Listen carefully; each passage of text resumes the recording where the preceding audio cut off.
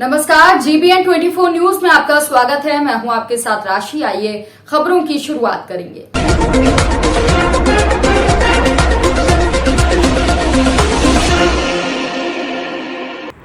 अमेठी जिले में 5वें चरण के आगामी 27 फरवरी दिन रविवार को वोट डाले जाएंगे। इसके लिए सभी पार्टियां पूरे जोर शोर के साथ प्रचार प्रसार करने में जुटी हुई है। इसी के क्रम में उत्तर प्रदेश के मुख्यमंत्री योगी आदित्यनाथ आज अपने एक दिवसीय दौरे पर अमेठी जनपद के तिलोई तहसील एवं विधानसभा क्षेत्र के अंतर्गत राजभवन के पीछे मैदान में पहुंचे, जहां पर भारतीय जनता पार्टी के नेताओं एवं कार्यकर्ताओं ने मुख्यमंत्री का जोरदार स्वागत किया। इसके बाद मुख्यमंत्री महोदय जनसभा को संबोधित करते हुए जनता को भाजपा प्रत्याशियों के पक्ष में वोट डालने की अपील की। इसके दौरान जनसभा को संबोधित करते हुए उन्होंने कहा कि आज मैं तिलोई आया हुआ हूं, तो मुझे लगता है कि उस सत्य को स्वीकार करना होगा जो सत्य हमेशा हम सभी के विकास में बाधक रहा है। 2017 के पहले 2017 के बाद प्रदेश में क्या परिवर्तन हुआ है। अमेठी की जनता को इस बात के लिए बधाई देता हूं कि तिलोई में मेडिकल कॉलेज मिला, जिसका हम लोगों ने बाकायदा शिलान्यास किया। अब यहाँ का युवा डॉक्टर बनने के लिए बाहर नहीं जाएगा, वह यहीं पर डॉक्टर बनेगा। इस सपने को आपके विधायक और आपके सांसद ने साकार किया। इस मेडिकल कॉलेज की सौगात समाजवादी पार्टी भी दे सकती थी, लेकिन उनका विजन नहीं था। समाजवादी पार्टी अपने अलग एजेंडे को लेकर चलती है। उसमें विकास की नहीं, सुख और समृद्धि की नहीं, लोक कल्याण और गरीब कल्याण की नहीं, नौजवानों के रोजगार की नहीं, किसानों के उत्थान की नहीं, बेटियों की सुरक्षा की कोई स्थान नहीं है।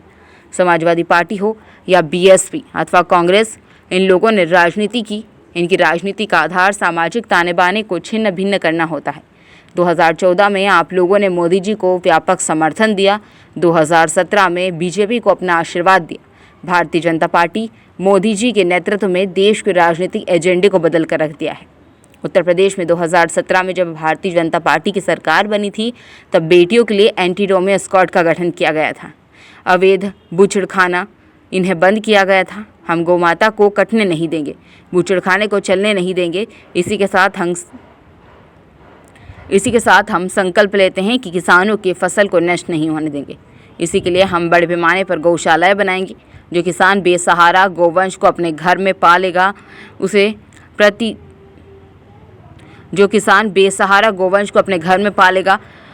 प्रति जानवर 900 रुपये से लेकर 1000 रुपये किसानों को दिया जाएगा। जब समाजवादी पार्टी सत्ता में आई थी, तब उसने भगवान श्री राम के ऊपर हमला करने वाले आतंकवादियों के मुकदमे वापस करने को निर्णय लिया था। हम धन्यवाद देना चाहेंगे उस समय के न्यायालय को, जो समाजवादी पार्टी के इस मंसूबे को सफल नहीं होने दिया था। समाजवादी पार्टी को वोट देने का मतलब आतंकवादियों को पोषित और पल्लवित करना है। इन्हें वोट देने का मतलब आने वाली पीढ़ी के भविष्य को बर्बाद करने जैसा है।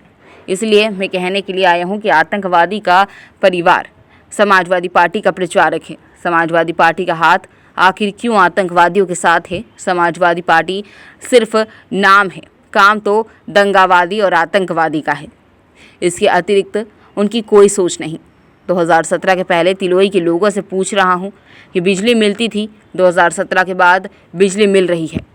2017 के पहले बिजली की भी जाति और मजहब हुआ करता था। 2017 के पहले ईद और मुहर्रम में बिजली आया करती थी, बाकी बिजली गायब हो जाया करती थी। मैंने निर्बाध रूप से बिना भेदभाव के बिजली की आपूर्ति की। भारत में मोदी जी के नेतृत्व में कोरोना प्रबंधन बेहतरीन रहा, जबकि अन्य देश में लोग सहमे हुए हैं। सभी को फ्री में वैक्सीन मिल रही है। आप लोग बताइए कि आप लोगों से किसी ने वैक्सीन का पैसा तो नहीं लिया?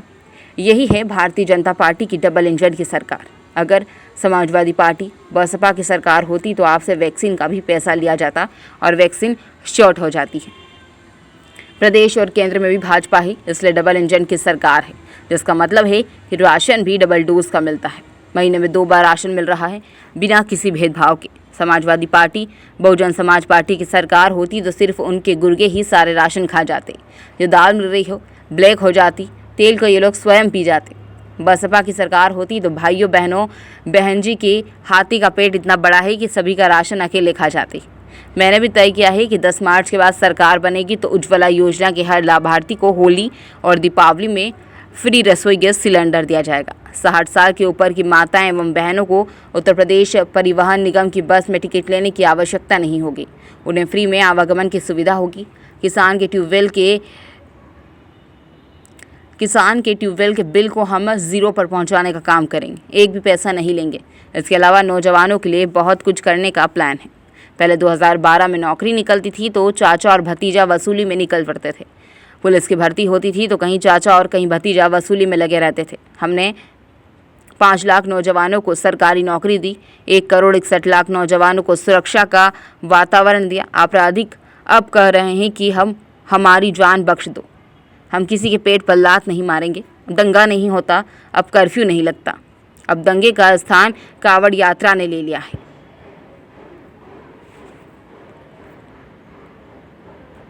किसानों के लिए उनकी फसल को बचाने के लिए बेसहारा गौवंश की रक्षा के लिए और उनके संरक्षण के लिए बड़े पैमाने पे गौशालाएं बनाएंगे। हर गौशाला को ऊर्जा के साथ जोड़ेंगे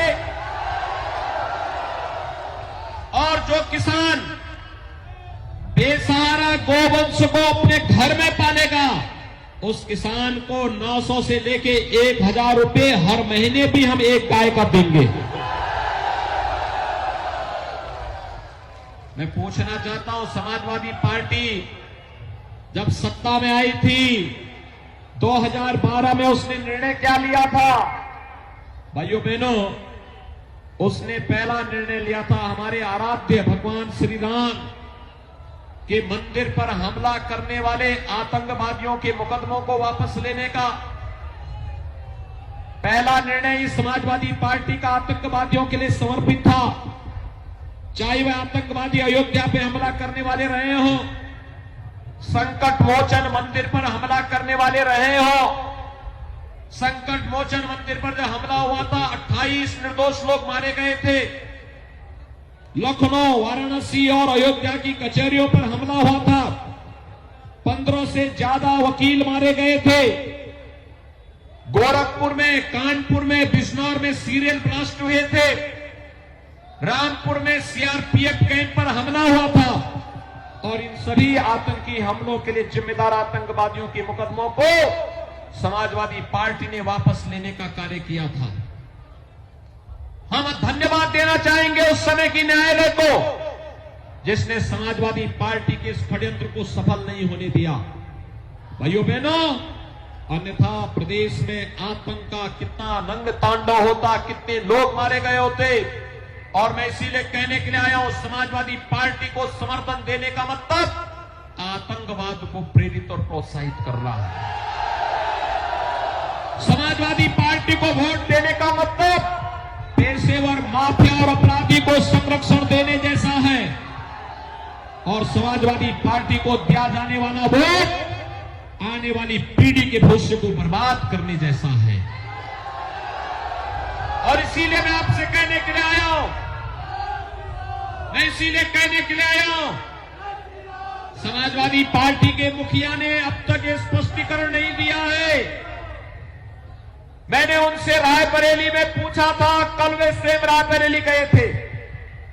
वे रायबरेली में मैंने उनसे पूछा था, मैंने कहा अहमदाबाद में